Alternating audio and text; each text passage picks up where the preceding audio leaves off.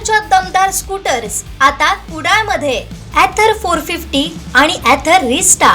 आजच भेट द्या Ather showroom, Mumbai Goa highway, Kudal, hotel spice कोकणच्या समोर.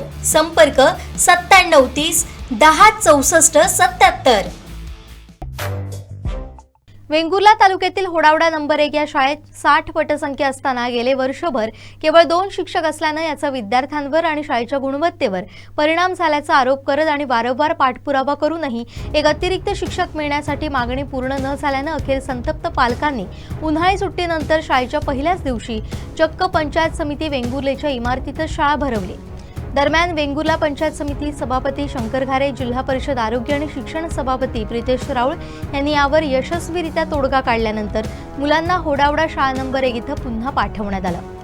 मला वाटतो पूर्ण दिवसातून त्यांचे वर्किंग तास समजा 6 तास असतील, त्या 4 तास जो मुख्याध्यापक आहे तो संपूर्ण ऑफिसमध्ये असतो, कारण त्यांचं काम असेल काय व्हॉटेवर असेल. बट तुम्ही जर 2 शिक्षक असतील तर 7 वर्ग कसे हँडल करतील? साधारण 70-80-90चा पट असलेली आमची शाळा जिल्ह्यात तेवढी गाजली. प्रत्येक क्षेत्रात, क्रीडा क्षेत्र असेल काय असेल, दैवसेवने घारेसाहेब आमच्या आता म्हणजे त्या क्षेत्रातले आहे. मी आता इथे आलोय ना, मी माझ्या मुलाचं नाव काढलं, नावीला जरी काढलं की वाईट वाटतं या गोष्टीचं की गावात शाळा असताना मी आज सावंतवाडीत गेलो मराठी शाळेसाठी का?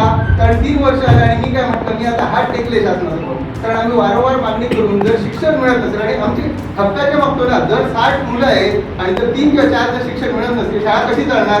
आज तुम्ही मला सांगताय ना, मी बघा माझ्या गावातली जरी शाळा असेल, प्रत्येक शाळेचा ना लाईव्ह पट घ्या, तिथे 7 नाही तर 8 मुलं असतात, तिथे सांगितलं जातं 10 मुलं आहेत म्हणून, आणि 2-2 शिक्षक तिथे येऊन जर वेळ घालवत असतील ते कितपत योग्य आहे? मुलांच्या ह्याने विचाराने तुम्ही बघा, कोणाचं बाबा कोणाचं कुठे वजन आहे म्हणून तिथे 3 शिक्षक ठेवले, 2 शिक्षक ठेवले, हे कितपत योग्य आहे? मग आज फक्त काय आमचं मागणी, केवळ शिक्षक आम्हाला कायमचं वेळा विद्यार्थ्यांचा विचार करा. ग्रामीण भागातले पालक आहेत, सगळे पालक आज वाडी, वेंगुर्ला, कुडाळला घेऊन जाऊ शकत नाही. त्यामुळे बाबा त्या भागातल्या मुलांचा विचार करून तुम्ही सहानुभूतीपूर्वक निर्णय द्या, एवढी अपेक्षा. आम्ही सुद्धा काय केलं, ज्या ठिकाणी 8-9 पटसंख्या आहे तिथे सुद्धा काही ठिकाणी 2 शिक्षक होते. शिक्षकांची कमतरता ही जिल्ह्यात असा काही संबंधित प्रक्रियेमुळे सुद्धा थोडंफार उशीर होता, ही वस्तुस्थिती आहे. त्यावेळी पण आपण काय केला की जे 9 पर्यंतची पटसंख्या आहे ते 2 शिक्षक आहे. गेले 7-8 दिवस आम्ही त्या प्रक्रियेत होतो की 9 पटसंख्या आणते 1 शिक्षक ठेवायचो आणि 1 शिक्षक तिकडनं उचलून त्या ठिकाणी हे आता काय सांगा पटसंख्या जास्त आहे त्या शिक्षकांनी सध्या म्हणता वर्णी लावायची. या 2-4 दिवसाचा आमचा प्लॅनिंग झालेला. आता परत नमस्कार, मी समीर सावंत. आम्ही केंद्रशाळा होडावडा नंबर 1च्या वतीने आज या ठिकाणी आलो. गेली 4 वर्ष आमच्याकडे वारंवार हाच प्रश्न आहे की येथे शिक्षकाची कमतरता, म्हणजे 2 शिक्षक घेऊन इतरत्र कामगिरी शिक्षक वगैरे देऊन आमचा म्हणजे हा गाडा म्हणजे किती वर्ष आता गेली 4 वर्ष म्हणजे चालू होता. प्रत्येक वेळी आम्ही येऊन प्रशासनाला हीच माहिती देत होतो की जर यापुढे जर आम्हाला शिक्षक नाही मिळाला तर आम्ही आमची मुलं आणून इथे बसू. पण ह्यांची परिस्थिती अशी आली, लांडगा आला रे आला, म्हणजे हे काय म्हणजे सांगतात लांडगा काय येणार नाही, अशी परिस्थिती कुठेतरी झाली होती. पण आज प्रत्यक्षात काय झालं की पालकांचा रोष इथे म्हणजे उफाळून आला आणि आज पहिल्याच दिवशी म्हणजे सांगितल्याप्रमाणे शिक्षक हजर न झाल्यामुळे केवळ 2 शिक्षकांवर शाळा चालू असताना सर्व पालक म्हणाले आम्ही आज शाळेत बसवणार नाही. त्यांनी आक्रमक पवित्रा घेतला आणि सर्व पालक आपल्या सर्व मुलांसह पंचायत समितीत आले. आणि आज मला वाटतं की खऱ्या अर्थाने 4 वर्षाने आम्हाला कुठेतरी न्याय मिळतोय की आमचे स्थानिक लोकप्रतिनिधी सन्माननीय सभापती घारे साहेब यांनी आम्हाला आश्वस्त केलं आणि आज ताबडतोब त्यांनी पत्र काढून म्हणजे उद्यापासून आमच्या शाळेवरती अतिरिक्त शिक्षक हजर होतील.